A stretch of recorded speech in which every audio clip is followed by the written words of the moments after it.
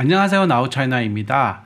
3월 26일 윤석열 당선인은 중국의 시진핑 국가주석과 첫 통화를 하였습니다.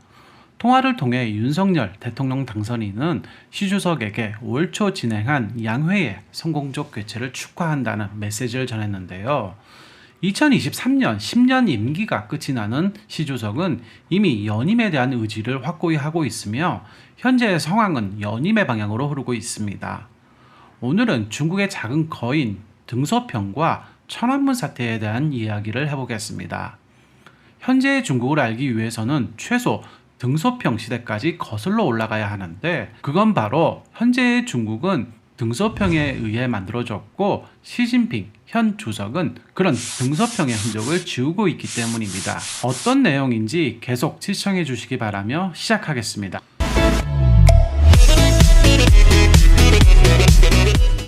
많은 분들은 등소평이 당시 중국의 최고 지도자인 줄 알고 계실 텐데, 사실 등소평은 일생 중 단 한 번도 중국의 최고 지도자 자리에 오르지 않았습니다. 하지만 1977년 문화혁명에서 복직하여 93세의 나이로 영면에 들기 전까지 항상 정치권에 머물러 있었는데요. 그건 마오쩌둥과의 관계에서 기인합니다. 즉, 마오는 비록 수차례 등소평을 실각시켰지만 딱 거기까지였습니다.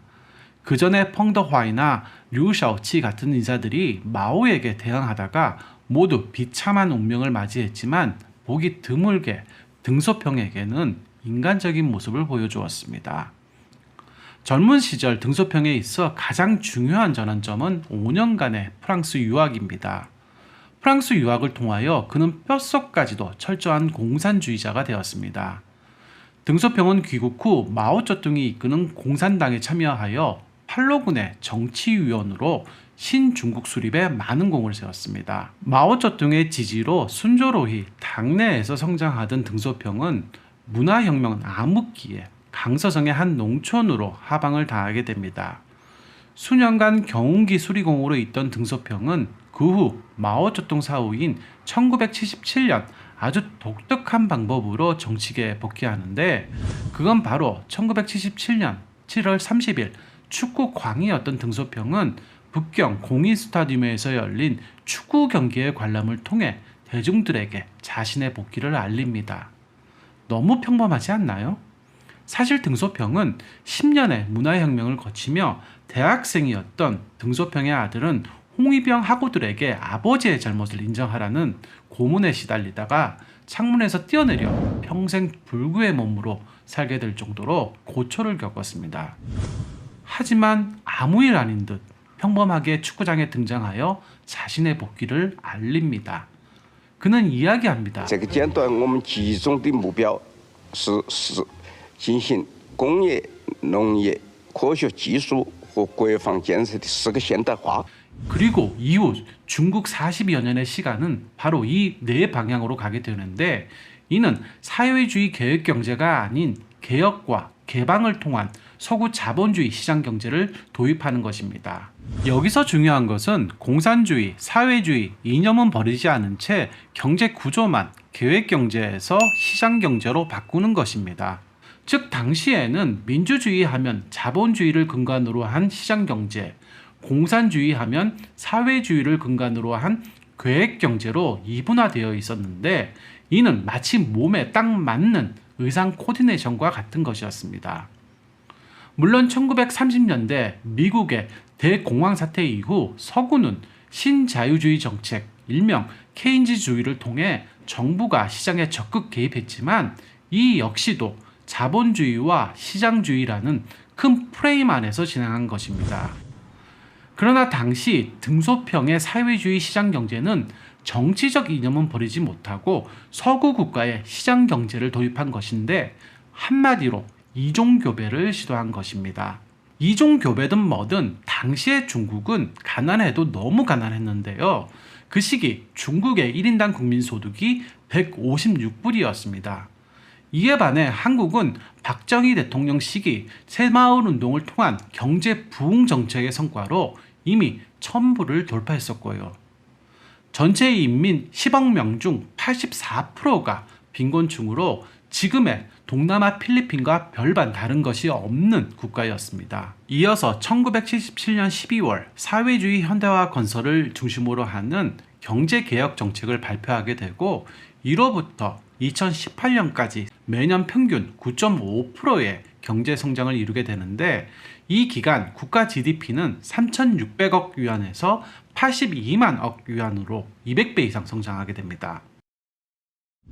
등소평은 외국을 적극적으로 방문하여 그전 중공의 이미지를 중국이라는 국가명으로 국가 이미지 변화를 가져오게 했는데요.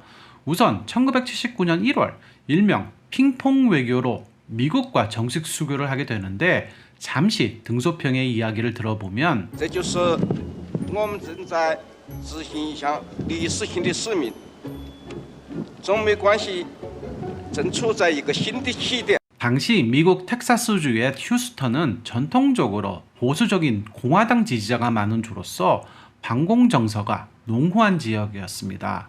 하지만 등소평은 바로 보수의 심장인 그곳에서 카우보이 쇼를 관람한 뒤 카우보이가 준 모자를 쓰는 그 순간 현장에 있던 모든 사람들이 일어나 기립박수를 보내게 됩니다. 이 역사적 사진 한 장으로 전 세계에 중국이 변했다는 것을 알린 것입니다. 심지어 중국 입장에서는 천인공노할 짓을 저지른 일본마저도 방문하게 되는데 미국과 일본의 방문을 통해 전 세계는 확실히 그전의 중공이 아니란 걸 알게 됩니다.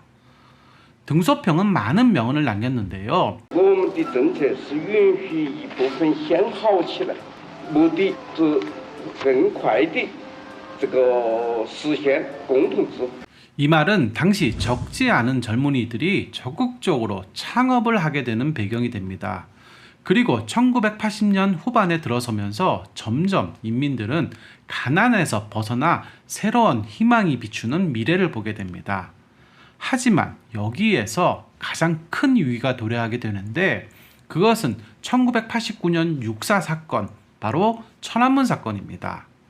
앞에서 말한 바와 같이 자본주의 경제는 민주주의 정치 이념과 같이 해야 되는데 공산주의 이념 국가에 자본주의라는 옷을 입고 있는 당시 중국으로서는 반드시 거쳐야 할 숙명과도 같은 결과였습니다.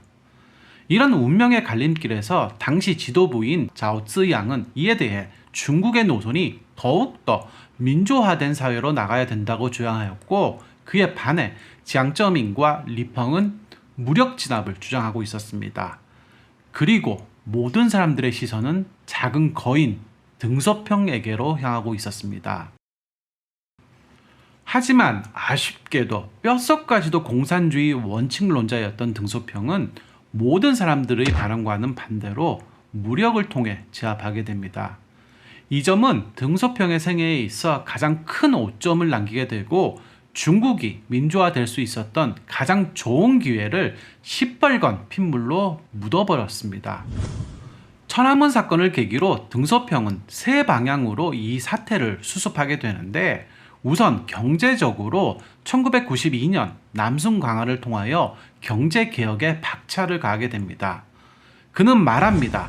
중국이 만약 개혁개방을 하지 않아 경제가 발전할 수 없고 그로 인해 인민의 생활을 개선할 수 없다면 그 어떤 길을 가더라도 그건 죽음의 길이다. 이 말은 이미 젊은 학생들의 민주화 요구를 피로 진압했는데 경제 발전조차 할 수 없다면 그 다음은 학생뿐만 아니라 온 인민이 일어날 것이고 이로 인해 중국 공산당의 앞길에는 오직 죽음만이 기다릴 것이다 라고 하는 등소평의 외침입니다.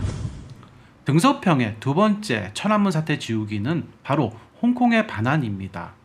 사실 영국의 식민지인 홍콩에 대해 당시 영국 대처내각은 반환을 주저하고 있었는데요.